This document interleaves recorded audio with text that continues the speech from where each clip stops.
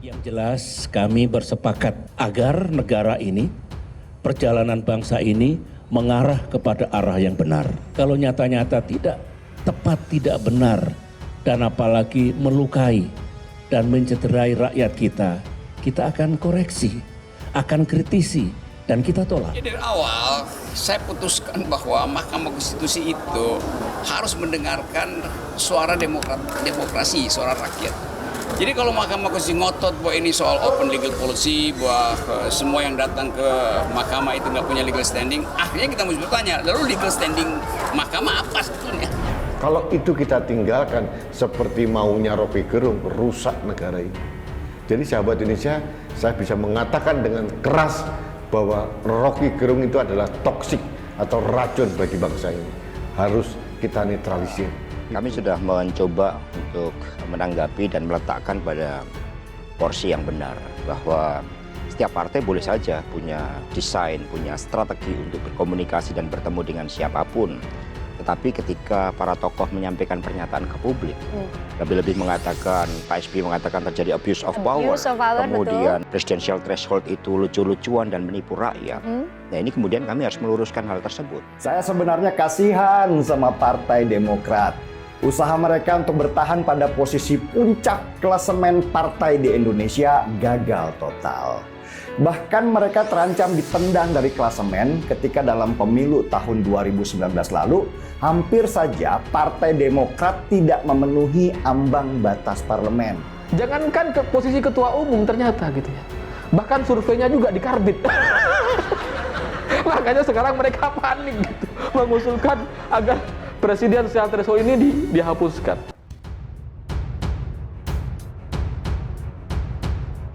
Viva Yoga PAN, publik bertanya apakah AHY terkena post-power syndrome. Wakil Ketua Umum PAN Viva Yoga Mauladi menilai tidak bijak pernyataan yang dilontarkan Ketua Umum Partai Demokrat Agus Harimurti Yudhoyono atau AHY di Gor Ciracas, Jakarta Timur, Selasa 11 Oktober kemarin.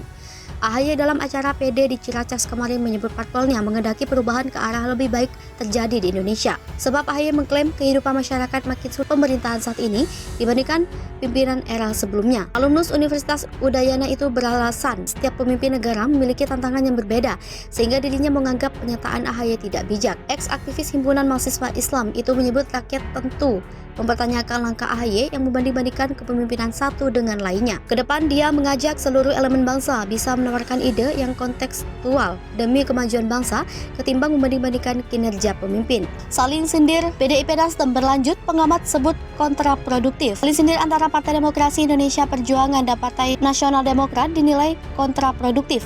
Peneliti indikator politik Indonesia Bawono Kumoro mengatakan meski telah mendeklarasikan Anies Baswedan sebagai calon presiden, hingga kini Nasdem masih bergabung dalam koalisi partai pendukung pemerintah. Menurut Bawono, keputusan Nasdem untuk mendeklarasikan capres merupakan hak yang diatur dalam undang-undang. Oleh karena itu, deklarasi capres harus ditempatkan di dalam konteks menjalankan salah satu fungsi dari partai politik sebagai sarana rekrutmen kepemimpinan nasional.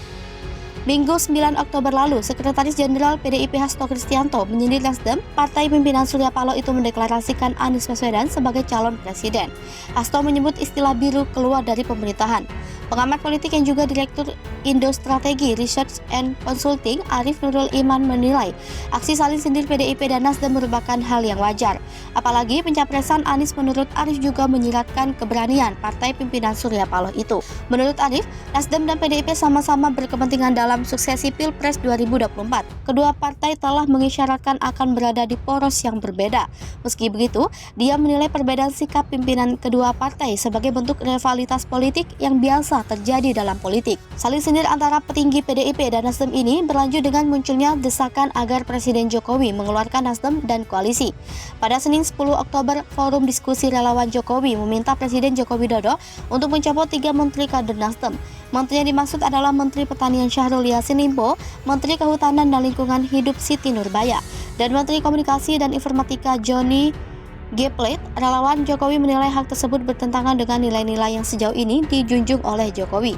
Lebih jauh, Johnny berpendapat pemilihan calon presiden atau capres oleh partai politik adalah hal yang lumrah. Kenyataannya belum ada capres definitif sampai saat ini juga mengacu pada perundang-undangan. Karena itu, dia menilai pernyataan yang dilontarkan relawan Jokowi dapat berdampak pada polarisasi kehidupan sosial masyarakat.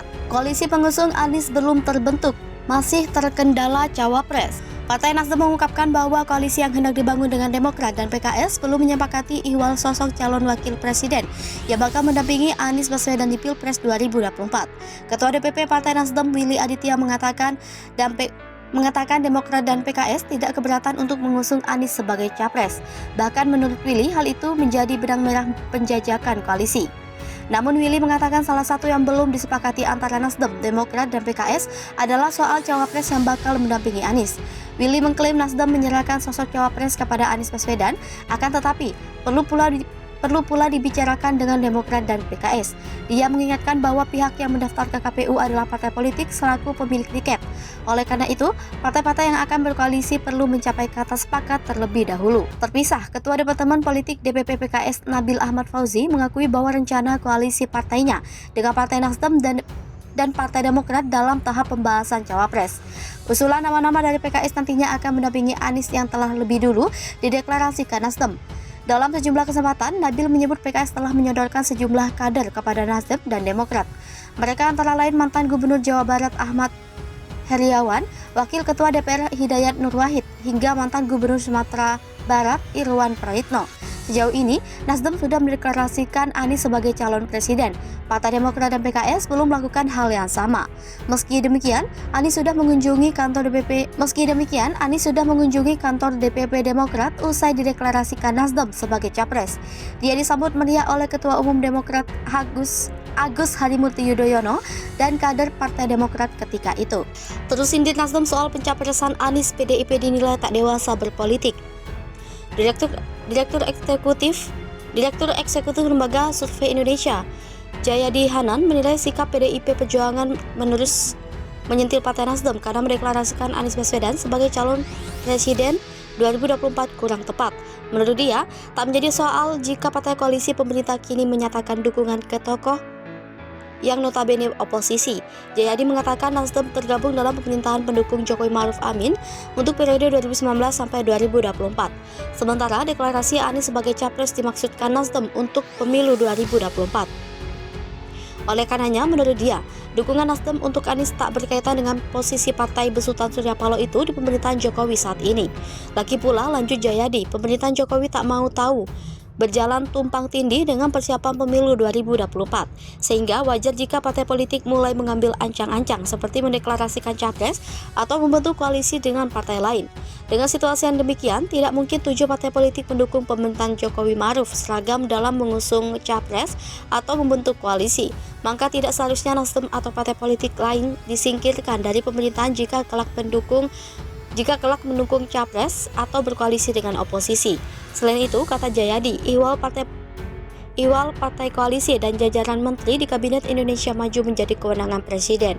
Menurut dia, partai baiknya tidak ikut campur terkait ini, sekalipun PDIP sebagai partai penguasa yang menaungi Jokowi. Sebagaimana diketahui pada Senin 3 Oktober 2022, Nasdem mendeklarasikan Anies Baswedan sebagai capres mereka untuk pemilu 2024. Partai yang dimotori Surya Paloh itu juga mengakui telah mematangkan rencana koalisi dengan Partai Demokrat dan Partai Keadilan Sejahtera. Langkah Nasdem itu menuai pro dan kontra. Sekretaris Jenderal PDIP Hasto Kristianto misalnya belum lama ini mengibaratkan pendeklarasian Anies Baswedan sebagai capres Nasdem seperti peristiwa 10 November 1945. Dalam peristiwa itu terjadi aksi perobekan kain biru dan bendera Belanda di Hotel Yamato sehingga yang tersisa hanya bendera kebangsaan Indonesia merah putih. Sebagaimana peristiwa 10 November itu, kata Hasto, belakangan ada biru yang terlepas dari pemerintahan Presiden Jokowi.